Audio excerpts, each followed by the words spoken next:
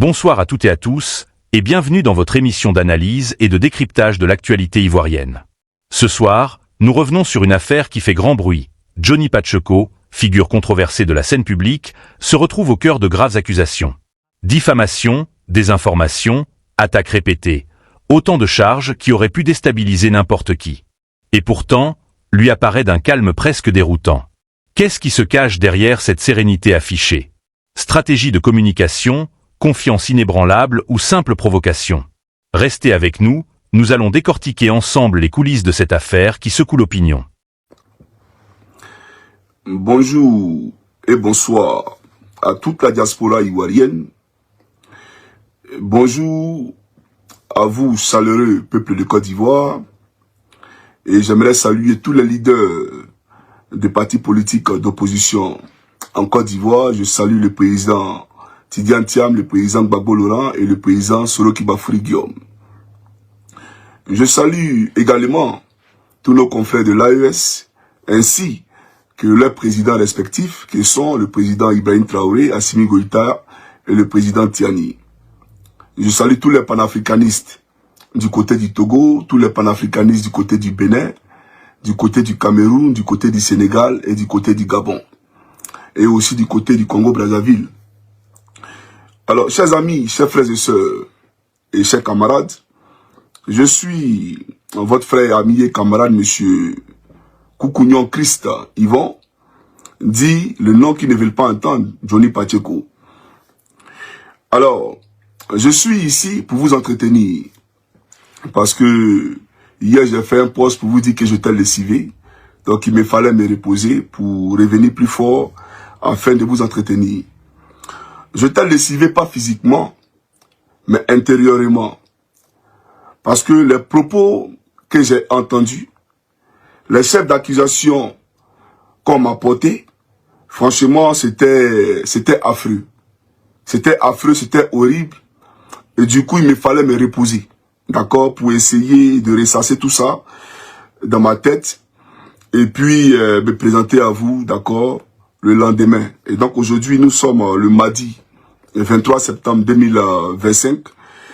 Et c'est un plaisir pour moi, en tout cas, de vous retrouver.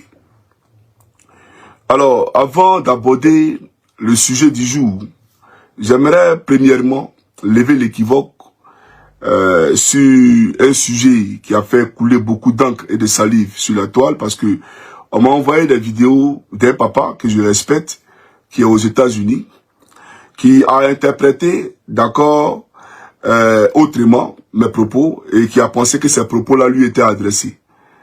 Aucunement, j'aimerais dire que je parlais de lui. Papa, je ne parlais pas de vous. Non, non, non, non, non. J'ai beaucoup de respect pour vous et je n'ai aucun intérêt, d'accord, à vous manquer de respect ou à tenir des propos désobligeants, en tout cas vous concernant. Voilà, je ne parlais pas de vous. Je parlais de quelqu'un dont je ne voulais pas faire la publicité, mais vous m'obligez aujourd'hui à le faire. Voilà. Ce illettré de Boubacar Touré, ce vieillard-là, c'est de lui que j'ai parlé parce qu'on m'a envoyé une vidéo où il racontait des insanités, d'accord, me concernant. Et donc j'ai parlé de lui en parabole, parce que les gens qui sont pas importants, on parle d'eux en parabole, vous comprenez? Voilà. Et donc, pour vous prouver ma bonne foi, d'accord, je vais vous présenter ici l'individu en question.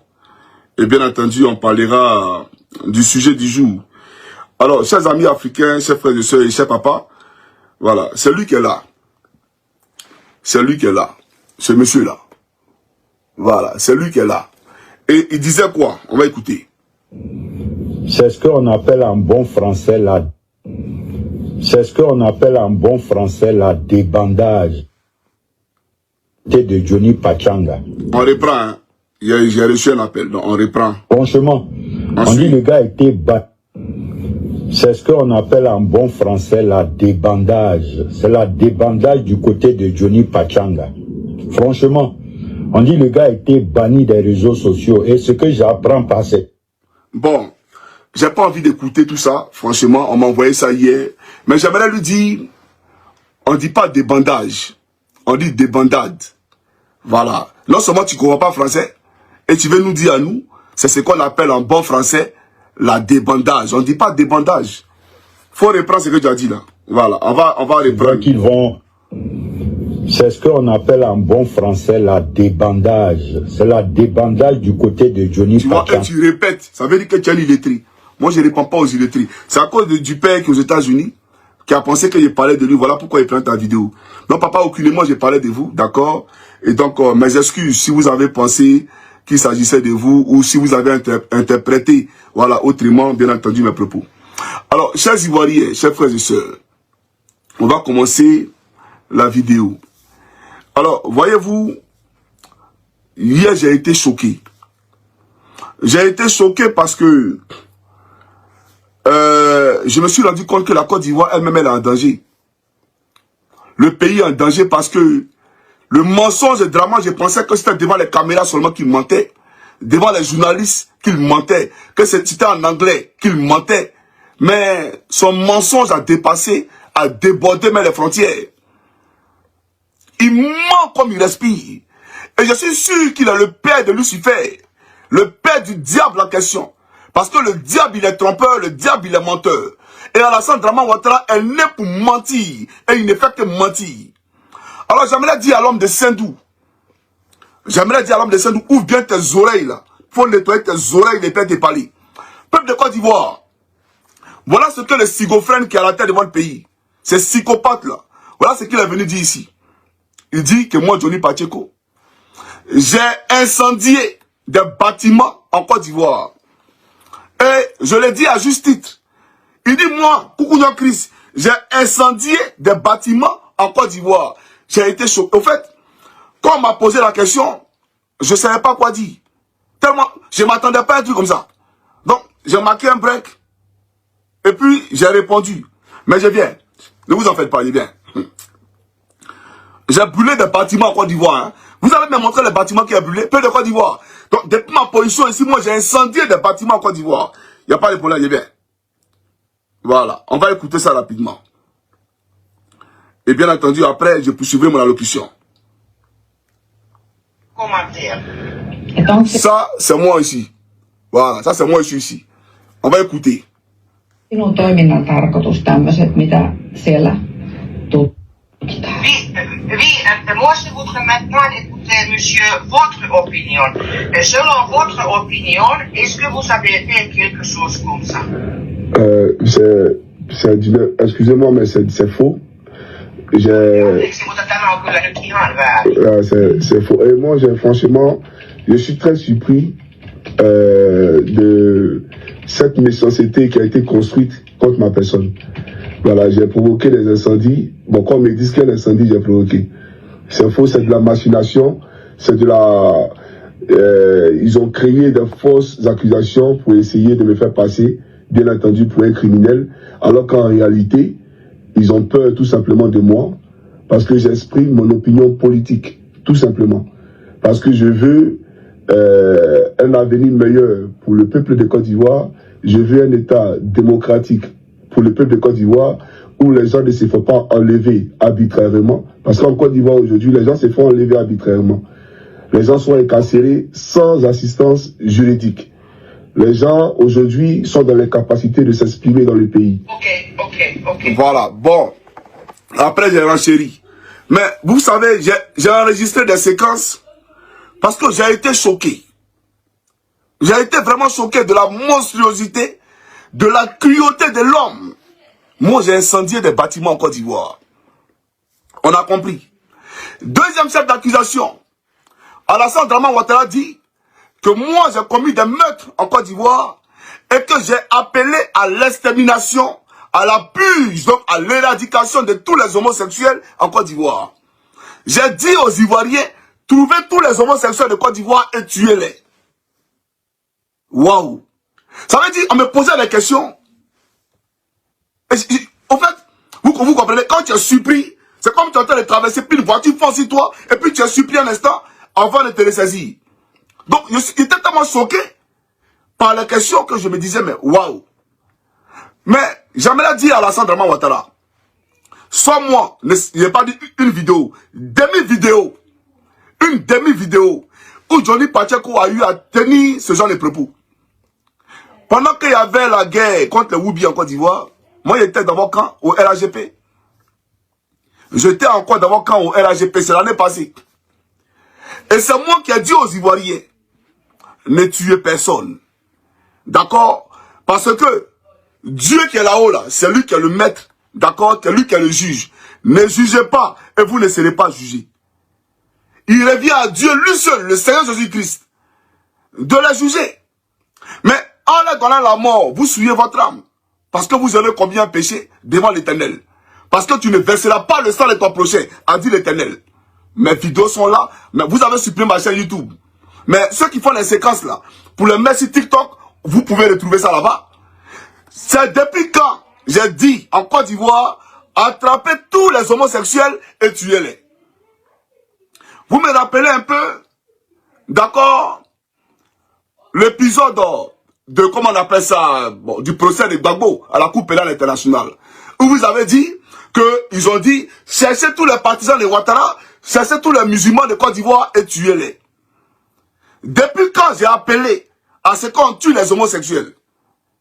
Mais ma fille, Leslie là, mais je pense que elle a pour compagne une femme.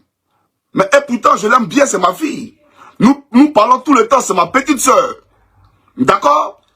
Et tu me dis à moi que moi j'ai appelé à tuer les homosexuels et il y a eu des gens qui sont très regardants sur des choses comme ça pour voir qui est homophobe, qui ne l'est pas. Donc ils peuvent frapper dessus pour dire que non, Johnny Pacheco c'est un homophobe. Mais tu échoueras aujourd'hui et tu échoueras demain. J'aimerais te le dire. Tu échoueras aujourd'hui et tu échoueras demain.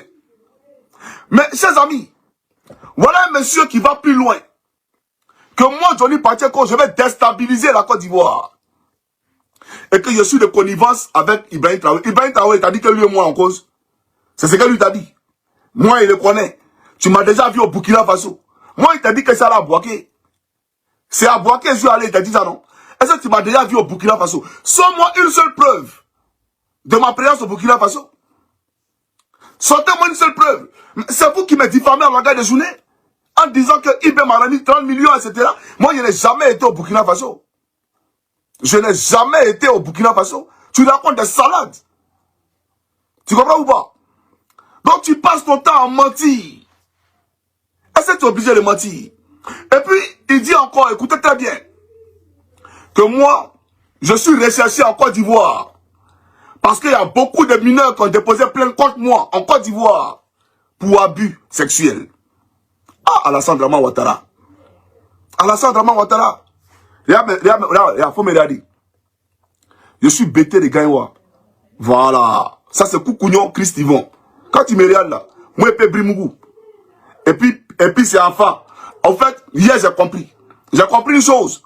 C'est-à-dire, quand ton procureur Dozo, là, quand il sortait et puis il disait que vous avez ratifié la convention de Budapest, j'ai compris hier ce que ça voulait dire. Parce que dans la convention de Budapest, là, elle dit que ce genre de crime-là, les gens qui ont commis ce genre de bavures, d'accord, doivent être expulsés et extradés chez eux. Donc, vous avez monté des dossiers comme ça en Côte d'Ivoire pour me les coller, d'accord, pour dire à la Finlande, voilà ce qu'il a fait en Côte d'Ivoire ici, arrêtez-le, envoyez-le nous. Vraiment, c'est mesquin.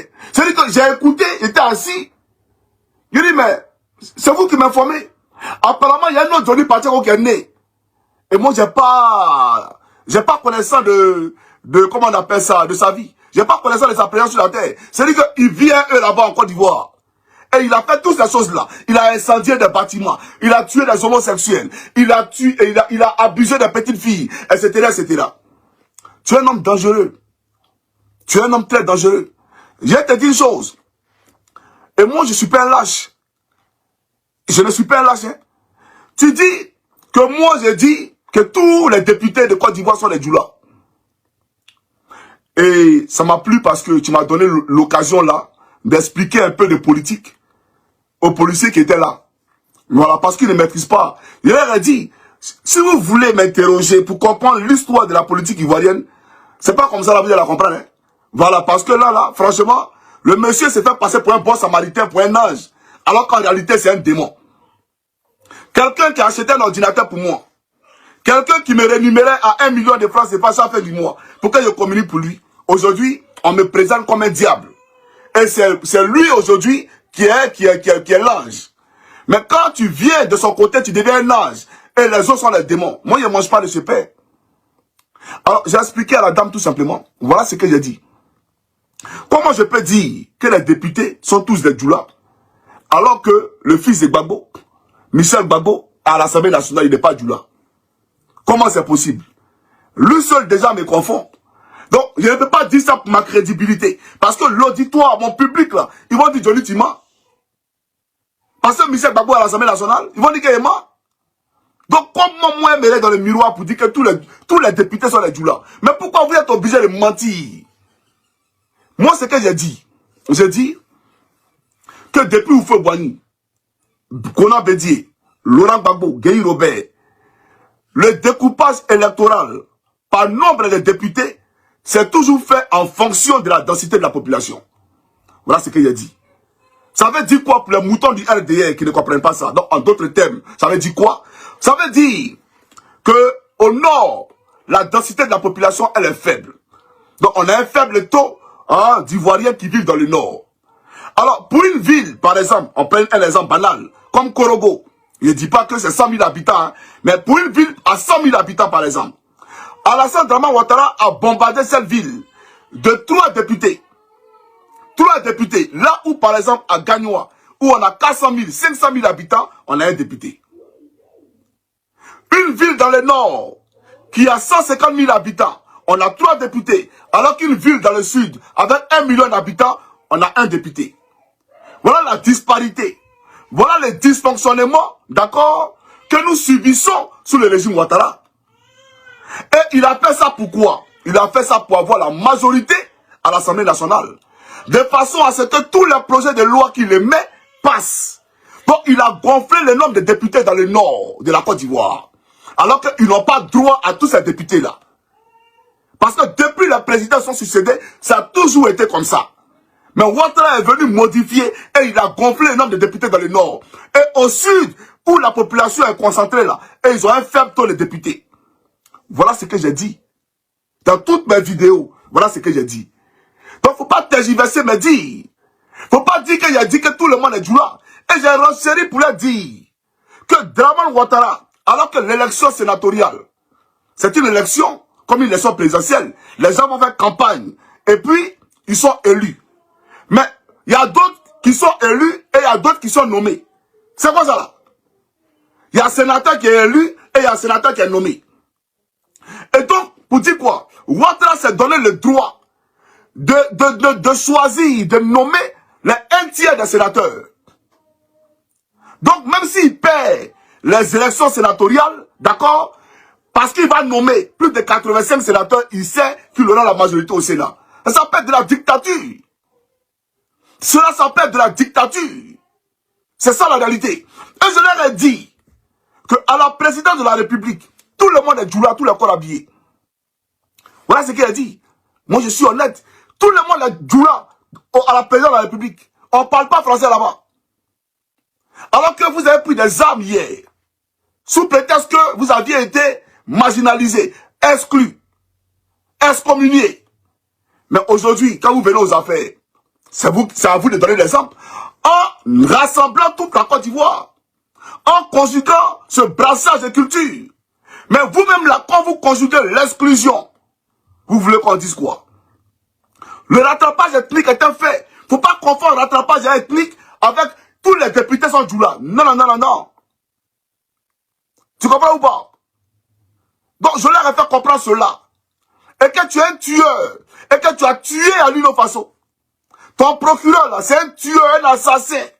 Il ne faudrait pas que ces régimes dictatoriaux viennent utiliser des pays où les droits de l'homme sont respectés pour essayer, d'accord, que le droit leur soit rendu. Quel droit? Vous connaissez quel droit vous? Vous connaissez quel droit vous en Côte d'Ivoire?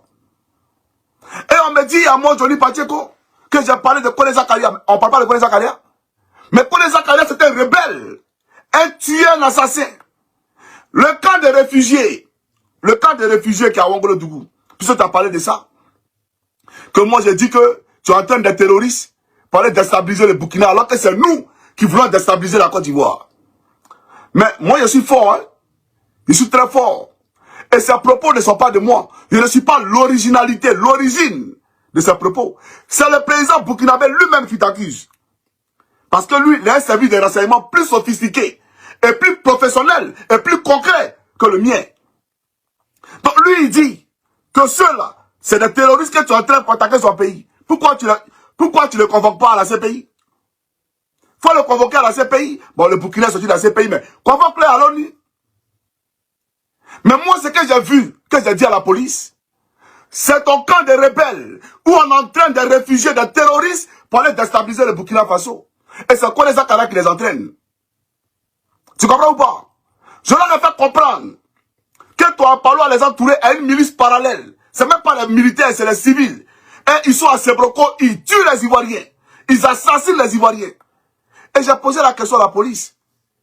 Un commandant supérieur de la gendarmerie qui finance une campagne électorale, une campagne politique, est-ce qu'il est impartial? Est-ce qu'il est impartial? Parce que voilà quelqu'un, souvenez-vous peu de Côte d'Ivoire, quand j'étais dans l'opposition, je l'ai laminé, je lui ai dit son vrai nom, c'est un tueur des gendarmes. J'ai été surpris, la police m'a pas posé cette question-là, hein, que tu as dit qu'Apalo a tué. Parce que vous savez que s'ils vérifient, ils vont voir que Johnny a raison. Donc la question d'Apalo, la police ne m'a pas posé question ça là. La question d'Assalfo, à ma place Dominique Novian, ils ne m'ont pas posé question ça là. La question des voitures de Kadi Touré, ils ne m'ont pas posé question ça là. La question de ta nièce stripteaseuse qui était aux États-Unis, qui est devenue aujourd'hui DGA de la gestion aussi, ils ne m'ont pas posé question ça là.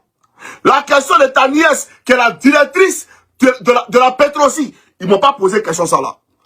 Pourtant, moi j'ai parlé de tout ça. J'ai expliqué aux Ivoiriens le népotisme au haut sommet de l'État, la gabégie, le vol et le détournement des deniers publics. Mais Ouattara n'a pas vu ça. C'est essayer de coller des étiquettes à Johnny Pacheco. On me pose des questions, qui sont contraires à ce que j'ai dit sur les réseaux. Vous comprenez? Donc pour dire à l'homme de Sendou à la tête de la Côte d'Ivoire, j'ai parlé de plein de choses.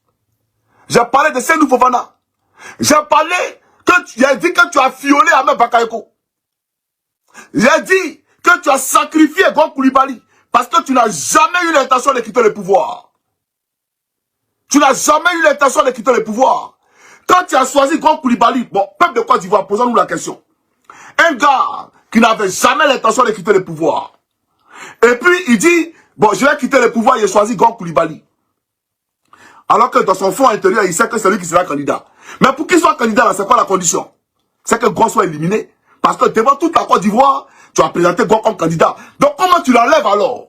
Pour ne pas, d'accord, c'est-à-dire te diminuer, pour ne pas te dévaluer, pour ne pas passer pour un homme sans parole. C'est quoi? Mais on le sacrifie tout simplement. Et on a joué sur sa maladie. On a joué sur son opération. Quelqu'un qui a été opéré du cœur, qui prend l'avion. Mais il fallait trouver un astuce. Alors qu'il disait, il y a une douzaine de personnes, mais Gon est mort, et la douzaine de personnes là. La douzaine de personnes là. Tu prends pas un dedans. Ahmed Bakayoko vivait, pourquoi il n'a pas pris? Ahmed Bakayoko là, pourquoi il n'a pas pris? Après il revient encore. En 2025, il ne serait pas candidat. Il n'a qu'à donner ça aux jeunes. Il n'a qu'à donner aujourd'hui les candidats. Donc il n'a jamais eu l'intention de quitter le pouvoir. Voilà pourquoi il dit aux gens que Ouattara est dans deux guerres. Sa guerre de ne pas aller à la Coupe pénale internationale et la guerre de mettre photocopie à la tête de la Côte d'Ivoire. Ça, vous n'avez pas compris ça. Mais pourquoi on ne va pas poser la question dessus? Pourquoi on ne va pas poser la question sur Saldimi Kofi qui a été violé? Peut-être qu'il sait que quand on va creuser, il y aura les autopsies. Et frère, quand on fait procès blanc là, on va aller en profondeur. Moi-même là, mon avocat va demander autopsie. Il va demander les documents à l'hôpital allemand là, où Ahmed Bakayoko est mort là. Ils vont demander les papiers, c'est ça que tu connais. Donc tu as vu ça et tu es passé à côté. Genre, je brûle le bâtiment. C'est ça là que là, tu peux démontrer quoi. Moi, j'ai brûlé le bâtiment. Moi, j'ai tué les homosexuels. Moi, je vais déstabiliser la Côte d'Ivoire. J'ai appelé à la révolte populaire. Mais Draman Ouattara, je dis et je réitère.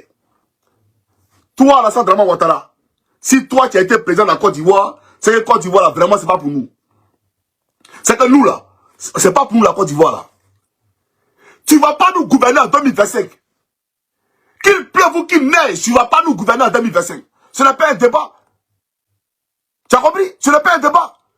Et donc, un peuple face à la dictature, ce peuple-là, sa revendication est des droits. Quand Jean-Louis Mélenchon appelle les Français dans la rue, c'est la révolte populaire, et c'est comme on appelle ça, c'est l'insurrection. C'est la révolte populaire, on n'est pas d'accord, on dit non. Et marcher, c'est constitutionnel. Toi, tu penses que quoi, mais toi, Alassane Ouattara? Toi, tu peux m'intimider? Tu penses que tu vas m'intimider? Moi, en fait, je me suis posé la question. Comment l'État finlandais me voit? Comment? Parce que, écoutez, c'est ça là, tu as dit à YouTube, et YouTube a eu peur, ils ont supprimé ma chaîne. C'est ça que tu as dit à Facebook, Facebook a eu peur, ils ont supprimé ma chaîne. Mais les Finlandais là, c'est les êtres humains, hein. On va aller au procès. Hein. Ah oui, on va aller au procès. Tout ce que tu as dit ici, moi là, tes homosexuels qui ont tué là, tu vas les envoyer ici. Leur corps là, tu vas envoyer ça ici. D'accord? Donc pour te dire, pourquoi ce que vous appelez diffamation là, pourquoi on va poser des questions dessus? Pourquoi tout ce qui est détournement des fonds publics dont j'ai parlé? Pourquoi quand j'ai parlé d'Amédée Kouakou et ton petit frère photocopie ou ton fils qui ont volé l'argent du pays, d'accord, et qui sont recherchés en France pour blanchiment des capitaux? Parce que ce que les Ivoiriens ne savent pas, c'est que Alassane Ouattara, il vous ment qu'il fait y mettre du goudron. Mais c'est un goudron avec une seule couche. Ça veut dire quand il pleut là, c'est fini. Alors que quand on fait un goudron, il faut qu'il soit durable. De façon à ce que, après 20 ans ou 10 ans, si on veut, on le change et on met un autre. C'est ce que les Blancs ils font ici. Mais chez nous, en Côte d'Ivoire, chaque année, on doit faire goudron. On doit changer parce que le travail, il est mal fait. Il y a la corruption. Les gens sont cupides. Ils détournent l'argent, d'accord, pour le bonheur des Ivoiriens. Parce que un goudron de qualité, c'est aussi contribuer au bonheur des Ivoiriens. Mais on ne le fait pas. Et on surfacture les projets. D'accord? Et Amédée Kouakou, il a créé l'entreprise Porteo. Et il a mis un Libanais devant. Hassan Dakalek. Hassan quelque chose là. Bon, les Libanais là, non là. Il a mis le Libanais devant. Hassan Dakala. Voilà, Dakala. Il a mis le Libanais devant. Et on fait croire aux Ivoiriens que l'entreprise appartient aux Libanais. Et on donne le marché aux Libanais. Alors qu'en réalité, Amédée Kouakou se donne le marché à qui? À lui-même. Parce que l'entreprise lui appartient. Et donc le goudron, le faux goudron là, c'est lui qui met. Et on fait des surfacturations. Et l'autre, l'argent là, on donne aux Libanais. Il faut aller blanchir ça en France. On paye les appartements, on fait le blanchiment des capitaux. Mais ce Bangwa là, ça a pris le... C'est-à-dire que ce Bangwa là, comme on dit dans le jargon, ça a éclaté en France. Ça a éclaté en France. Et ton fils Amédée Kouakou a été arrêté dans l'un des appartements d'Hassan Dakala en France. Et ils ont compris que c'était son adresse. Il n'était pas là-bas pour un séjour. Bref, il était là-bas, c'est là-bas, son adresse permanente. Et toi là, un photocopie là, c'est lui Hassan Dakala, vous avez utilisé pour blanchir les capitaux. C'est ça la réalité. Vous me parlez de... Bon, je ne vais pas rentrer dans beaucoup de détails. Parce que Alassane Ouattara, sur la question de terrorisme là, financement des terroristes, que moi j'ai dit que vous financez tant les terroristes, mais c'est pas moi qui l'ai dit. C'est France 24. C'est France 24 là. Et les États-Unis qui disent que il y a un réseau de Libanais en Côte d'Ivoire et l'État de Côte d'Ivoire qui permet à ce que des capitaux soient virés depuis la Côte d'Ivoire jusqu'au Liban pour financer le Hezbollah. Mais si tu es dans un pays et que tu es incapable de contrôler tout ce qui est fluidité de monnaie de ton pays, d'accord, et que à partir de ton pays, des capitaux sont transférés pour aller financer les terroristes, qui a le père du terrorisme? C'est toi, Alassane Ouattara. Et les Libanais, là, vous travaillez eux. Hassan Dakala, il travaillait avec qui? C'est eux, vous, ils travaillaient. C'est avec vous qui travaillez. C'est ça la réalité. Donc, vous n'allez pas me distraire. Pourquoi vous ne convoquez pas France 24? Et, peuple de Côte d'Ivoire, je leur ai posé la question de savoir le coupé des tendons. Le coupé des tendons, là. Mais il a revendiqué avoir coupé les tendons. Mais il communique pour le parti au pouvoir, il a même été félicité. Pourquoi il n'est pas entendu par la police française? Il y a un là, qui est venu ici, dégaissez-les, tuez-les, massacrez-les. Il a montré la vidéo. Et puis la police écrit, Pourquoi lui n'est pas, il vit en France? Pourquoi il n'est pas interpellé par la police française? Donc tout ce qu'ils disent de moi, ce n'est pas vrai. Ce n'est pas vrai. Je suis de connivence avec l'AES. On a des ramifications en Russie pour venir attaquer la Côte d'Ivoire. Comme ils savent qu'il y a une... C'est-à-dire que entre le pays où je suis là et le pays qui est là-bas, là, il y a une tension qui est là, donc on veut frapper dessus pour moi m'incriminer. Mais j'aimerais dire à Alassane Ouattara, parce que j'ai vu que tu as envoyé ton faux pasteur, il a l'agonie. Parce que quelqu'un qui sort matin, midi, soir, Johnny Pacheco, pourtant il ne calcule même pas. Son centre d'intérêt, c'est Johnny Pacheco. C'est parce que je suis important. Et lui-même, il n'a qu'à lire les commentaires sur sa vidéo. Il va voir l'intérêt que les Ivoiriens lui accordent. Parce qu'il n'est rien. Toi-même, en parle de ta vidéo, t'insulte. C'est en fonction des commentaires que tu vois ton poids, si ton message est passé auprès des populations. C'est parce que vous avez lu les commentaires sous mes vidéos que vous avez fermé mes chaînes. Parce que vous saviez que 99% d'Ivoiriens d'accordisaient ce qu'il disait. Mais votre faux pasteur là, qu'est-ce qu'il dit? C'est un amuseur public, un démagogue. Regardez lui-même sur sa poste. Lui, il est venu faire son business, moyen son âme pour partir. Parce qu'il n'a aucune dignité. C'est l'argent ou rien. Mais lui là, on va régler son cas. Il n'y a pas de problème. Voilà, on va régler son problème. Son problème là, on va régler ça, c'est rien. Mais j'aimerais dire à Alassane Ouattara que tu es d'une saleté morale, d'une petitesse d'esprit, d'une bassesse qui ne dit pas son nom. Et tu es un homme hideux, d'accord? Et je me pose la question de savoir comment les Ivoiriens se sont arrangés pour avoir un spécimen de ton genre à la tête de leur pays. Tu es une calamité, une catastrophe, d'accord? Et franchement, tu nous fais vomir. Et c'est ton dernier passage. C'est parce qu'on est civilisé. Hein? Voilà pourquoi on te regarde. Mais quand on dit octobre 2025 là, quand on dit le 25 octobre, faut essayer, tu vas voir ce qu'il y a dedans. Tu as compris ou pas? Alors, peuple de Côte d'Ivoire, je n'ai pas été reçu d'un commissariat normal, hein, ordinaire. Non, non, non. On m'a reçu d'un commissariat collé à une prison. Où là-bas, là, c'est les grands criminels là, c'est là-bas, on va faire l'interview. Vous voyez un peu? Et tous les chefs d'accusation qui m'étaient collés n'avaient rien à voir avec le Johnny Pacheco qui était présenté aux policiers. N'avaient rien à voir. Ça, c'est ce qu'on a dit aujourd'hui, hier. Mais avant ça, je vous rappelle que j'ai été à la police. Où on a eu un entretien. Et il y a eu des questions et des questions. Mais ça, j'ai déjà parlé de ça. Et aujourd'hui, je parle de ce qu'on s'est dit hier. Maintenant, chose hilarante et extraordinaire. Je sors du commissariat. Je sors du commissariat. Parce que je sais que l'État de Côte d'Ivoire a été informé, puisqu'on les informe. L'État de Côte d'Ivoire a été informé du jour où on devait m'interroger pour la deuxième fois. Je sors du commissariat. Donc, je quitte le parking. Et à l'intersection de la route, d'accord, il y a la devanture du commissariat de police de l'autre côté. D'accord? Il y a une voiture qui était garée là. Et donc moi, je prends le côté droit pour aller vers chez moi. Normalement, je devais aller tout droit. Et donc, je vois une voiture qui sort, qui arrive dans ma direction. Et donc, à 200 mètres, puisque je suis militaire, j'ai ce réflexe, à 200 mètres, qu'est-ce que je fais? Je regarde à gauche, il y a une intersection, un carrefour. Donc, j'ai dit, ok, au lieu d'aller tout droit, c'est pas bon, c'est un dénudé, c'est pas bon. Donc, j'ai mené mon combat, je prends à gauche. Et dès que j'ai pris à gauche, lui, il a clignoté pour prendre à gauche. Donc, automatiquement, même pas 20 mètres, j'ai garé. Pour voir s'il va passer. Et la voiture garde derrière moi. Ce que vous dites là, devant le Seigneur Jésus-Christ, qui est mon témoin ici, la voiture garde derrière moi. Et donc, je m'interroge. Je m'interroge. Et donc, je regarde et je regarde derrière. Et 30 secondes, je démarre ma voiture.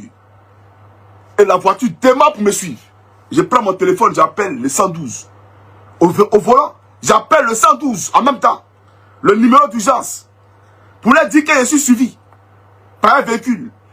Ils m'ont vu, il a pris à droite en accélérant. Peut-être la manière d'accélérer là même là. C'est-à-dire que, excès de vitesse là. Donc, j'avais déjà attiré l'attention. Ils ont continué tout droit. Ce matin encore, quand je partais déposer mes enfants à l'école, il y a une voiture que j'ai remarquée, un carrefour. Dès que j'arrive à la garderie, d'accord, Ça dit, le monsieur est venu, il a tourné, il m'a regardé. Et il est parti. J'ai envoyé un message à la police pour leur dire que j'ai été suivi hier et qu'aujourd'hui encore, alors que j'ai envoyé mes enfants à l'école, on m'a suivi. Ils m'ont demandé la plaque d'immatriculation des véhicules. Malheureusement, je n'ai pas pris la plaque d'immatriculation des véhicules. Parce que mes enfants, j'étais pressé. Donc en courant, j'ai vu le gars qui me regardait et je me suis rendu compte que j'ai déjà vu ce gars-là, mais il y a 8 minutes, quelque part là-bas, il a fait tricolore, il était derrière moi. Et là, il tourne automatiquement, moi je suis déjà devant le portail. Donc je n'ai pas eu le temps de prendre les plaques d'immatriculation. Mais si quelque chose devait m'arriver, c'est l'État de Côte d'Ivoire. C'est l'État de Côte d'Ivoire, Alassane Dramane Ouattara. Parce que tu as lancé une procédure. Attends, on va aller au procès. Tu as lancé une affaire contre moi, non? Mais il faut te calmer avant le procès. Tu comprends ou pas? Donc j'informe le peuple de Côte d'Ivoire que je suis suivi ici. Je suis pisté ici. C'est ça le vrai point. Vous comprenez? Donc je suis choqué. Et je me pose la question de savoir, est-ce qu'on est obligé de faire tout ça là? Moi je me suis toujours exprimé sur la toile, sur les réseaux sociaux. J'ai dit quoi? Moi je suis un tueur. Moi j'ai tué les homosexuels. J'ai incendié des bâtiments. J'ai dit que tous les députés sont des djoulas. J'ai dit quoi là? Que photocopie? Voilà ça, elle a dit la police. Il vous dit ça. J'ai dit oui, il a dit que tu es un voleur de drogue, photocopie. Tu vends la drogue. Et tu n'es pas seul, il y a le maire de Gagnoua. Je leur ai dit tout ça là. Il y a l'ASPR, vous vendez la drogue. C'est l'État de Côte d'Ivoire qui contrôle les cartels de la drogue en Côte d'Ivoire. Vous pensez qu'il y a reculé? Il ne recule pas, champion. Oui, je ne recule pas. Et je sais de quoi il parle. On va aller en profondeur, il y a quoi dedans? Et, votre DG de la police là, lui, les questions que lui va poser le concernant, c'est pas les 9 immeubles là. Hein. C'est pas les 9 immeubles. En disant que quand on voit les voitures en Côte d'Ivoire là, c'est lui qui est à la tête du réseau. Mais à Kouyaté, moi, il n'a jamais dit que tu es à la tête du réseau. Le monsieur qui vole les voitures en Europe, là, qui est en Côte d'Ivoire, là, c'est ton ami. Tu fais quoi auprès de lui? Voilà la question que je t'ai posée. Parce que, toi, tu es DG de police, normalement, tu as des contacts avec Interpol. Et le monsieur est recherché par Interpol. Et il vole les voitures en Europe. Ils ont même fait un documentaire en France sur BFM TV que la Côte d'Ivoire est le premier pays de recel de voitures volées en Europe. Donc en Afrique, là, la Côte d'Ivoire est le premier pays de recel de voitures volées. Mais c'est qui? La douane, là. Vous n'allez pas me dire qu'elle est poreuse. Vous n'allez pas me dire que le port de Côte d'Ivoire, là, tout le monde est... Mais c'est vous qui êtes là-bas. Vous prenez les gens pour des moutons. Moi, je ne suis pas un mouton. Hein. Tu as compris ou pas? Je ne suis pas un mouton. Mais j'ai dit à la femme policière, là, j'ai dit, ajoutez qu'il a 9 immeubles. 9 immeubles à la Riviera Palmeraie. Et je lui ai posé la question à elle-même. Est-ce que ceux qui t'envoient là, en Finlande d'ici là, et ils peuvent acheter même un immeuble? Ils ont qu'à les a. Mais lui là, il a 9 immeubles. Et puis, le commandant supérieur de la gendarmerie a parlé à les entourer. Vous vous rappelez à l'époque de la lumière. Donc quand je suis venu en Côte d'Ivoire, lui et puis l'encagoulé Tito là, on s'est vu à l'école de gendarmerie à Cocody. Où il a menti, essayé de me mentir. Non, je n'ai pas fait ça, je n'ai pas fait ça, je n'ai pas fait ça. Pourtant, nous, on sait. Ouattara lui-même a confirmé. Toi, tu me dis. Parce que pendant la crise post-électorale, on savait qui avait trahi en temps et en heure.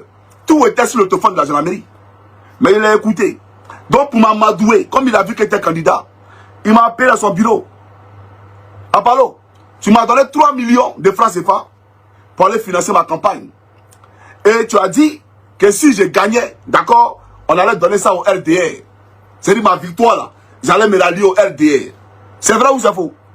Tu m'as pas donné 3 millions de francs CFA. J'ai dit à la police hein, que toi, le commandant supérieur de gendarmerie, tu as financé une campagne politique. Aujourd'hui, tu as mis 3 gendarmes en prison. Au camp commandant de Koumassi, on est au courant. Parce qu'il regardait mes vidéos. Parce qu'il... Mais toi, Apollo, tu m'appelais pour faire vidéo sur Chris Yapi. Tu m'appelais pour faire vidéo, pour te défendre. Mais aujourd'hui, là, moi, mes vidéos te dérangent. Pourtant, c'est moi qui tu appelais pour faire vidéo pour toi. Mais tu arrêtes des gendarmes parce qu'ils ont regardé mes vidéos aujourd'hui, ils sont en prison à Koumassi. Alors, vous savez pas, ils ont été arrêtés hier, on les a mis en prison aujourd'hui. C'est normal, ça, là. Donc, il faut expliquer aux Ivoiriens pourquoi tu m'as donné 3 millions pour faire campagne législative en Côte d'Ivoire. Donc, peuple de Côte d'Ivoire, ceux qui viennent ici pour vous distraire, vous voyez, ils ont créé un faux compte PayPal pour détourner les dons. Pour ne pas que je puisse me prendre des avocats. Moi, j'ai besoin d'avocats privés, hein, je n'ai pas besoin d'avocats commis d'office. Parce que c'est un État qui me poursuit. Et ils ont tout l'argent du pays. Ils sont prêts même à donner 100 milliards s'ils peuvent avoir ma tête. Mais la FELA n'est pas un État corrompu. Et j'ai confiance en ce pays-là. Ce n'est pas un État liberticide. Vous comprenez? Donc, la procédure là va sur son cours. Et n'écoutez même pas ceux qui racontent leur vie. Qu'il est sans papier, il est ceci, il est cela. Mais il est sans papier là, pourquoi la police ne va pas arrêter pour me mettre en prison? Quelle est ta situation irrégulière? Et puis, on l'accuse de terrorisme. On dit qu'il a fait ceci, il a incendié des bâtiments, il a tué des homosexuels. Mais on m'arrête en même temps à payer sur une situation irrégulière. Vous comprenez? Donc n'écoutez pas ça là. J'aimerais dire au peuple de Côte d'Ivoire, j'ai besoin d'avocats privés pour me défendre. J'ai pas peur d'Alassane Draman Ouattara. Retenez-le. Et puis n'ayez pas peur. Parce que ce qu'il est en train de faire là, c'est pour vous faire peur. Pensant que quand vous allez voir Johnny Pacheco de la difficulté, je m'en fous de ça aujourd'hui depuis demain. Tout ce que je vous demande là, c'est de m'aider à prendre mes avocats. Le reste là, notre combat continue. Oui? Je m'en fous de ça aujourd'hui depuis demain. N'ayez pas peur d'Alassane Draman Ouattara. Parce qu'on est en train de partir, c'est-à-dire une phase où ils vont supprimer même Internet en Côte d'Ivoire. C'est ça qu'ils ont commencé là. Il est tellement mauvais, cynique, que comment tu peux aller dire que moi, j'ai incendié des bâtiments, j'ai tué des gens, mais c'est sérieux. Moi, je suis resté en Côte d'Ivoire, et puis vous avez organisé mon mariage là. Je suis resté en Côte d'Ivoire, et quand quelqu'un a commencé à vous allumer, vous avez appelé ma correspondante pour dire viens prendre les 1 million là. Moi, j'ai dit, je ne veux plus de votre argent. Mais vous appelez, vous insistez, viens prendre l'argent là. Et je suis resté comme ça. C'est comme ça qu'on a reçu quelqu'un. Vous n'avez même pas honte. Vous n'avez pas honte. Donc, peuple de Côte d'Ivoire, aidez votre frère. Koukounon Christ Yvon. On veut me museler. Parce que je me bats pour vous. Et ce qu'il a dit là, ce qu'il vous dit tous les jours là, il a dit ça à la police hier. Vous avez entendu. Je me bats pour votre bien-être social. Vous comprenez? Donc, j'ai pas peur. J'ai vu un poste d'un RDS. C'est eux qui ont peur. Ils disent que moi, c'était de demander pardon à Ouattara. Moi, Koukounon Christ Yvon. Moi, Koukounon Christ Yvon. Au fait, je vous traumatise tellement que vous racontez des bêtises. Demandez pardon à Ouattara, lui là. Donc, peuple de Côte d'Ivoire, un instant s'il vous plaît. Et frères ivoiriens de la diaspora, j'aimerais remercier toute la diaspora. Même si certains dons ont été détournés, d'accord, vous l'avez envoyé dans l'intention de m'aider. Donc c'est le geste là, l'intention là que moi je vois ici. Même si je n'ai pas reçu ça, et que c'est parti ailleurs, c'est l'intention que je vois ici.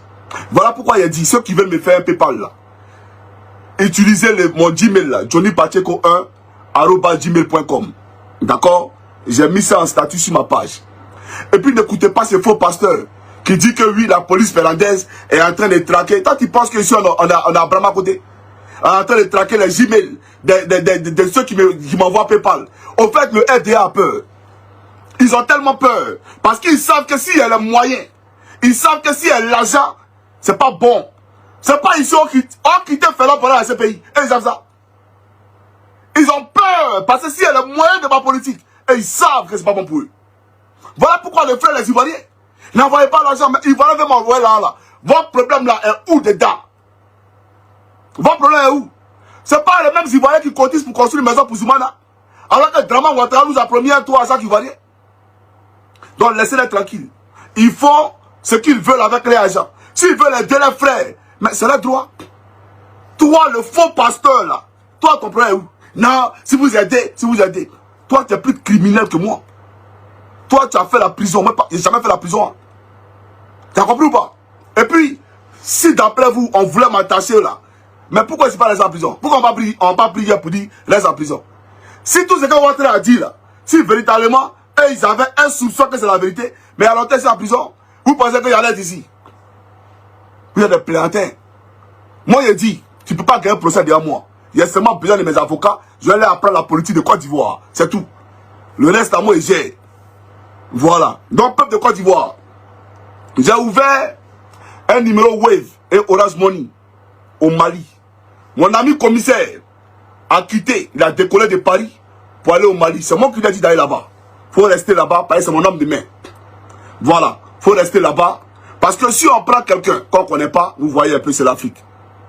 Et aussi, si ils prennent un numéro ivoirien, vous connaissez, ils vont le prendre, ils vont faire son corps et Sougouya. Donc, ils ne peuvent pas mettre la vie d'un Ivoirien en danger.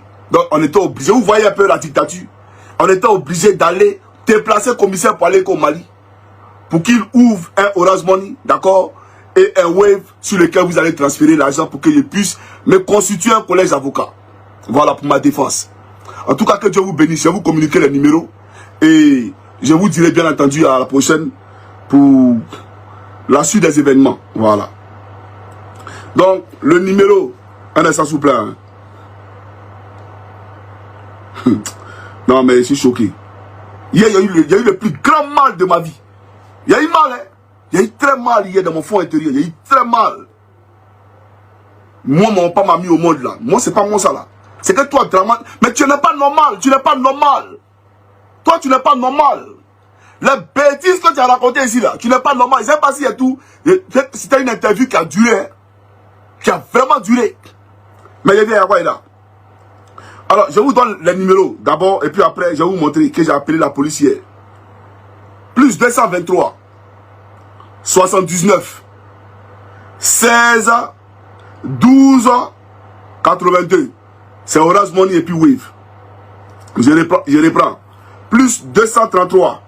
Non, plus 223 79 16 12 82. Je reprends une dernière fois. Plus 223 79 16 12 82. Le deuxième numéro que j'ai ouvert. Donc il y a deux numéros. Le deuxième numéro. Plus 223. Ah non, c'est le même numéro que le commissaire. Voilà. Ah, c'est le même numéro. Non, c'est le deuxième numéro. Plus 223 79 16 12 49. Voilà. C'est Orange et puis Wave aussi. Je reprends. Plus 233 79 16 12 49. Plus 200.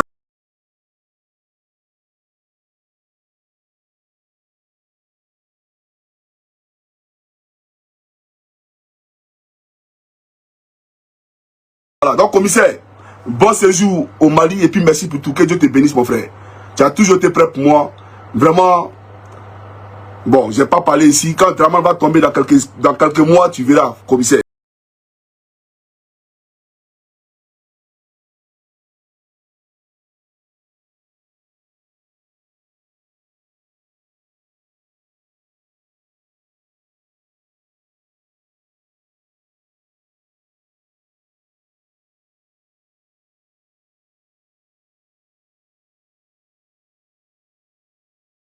Appel hier.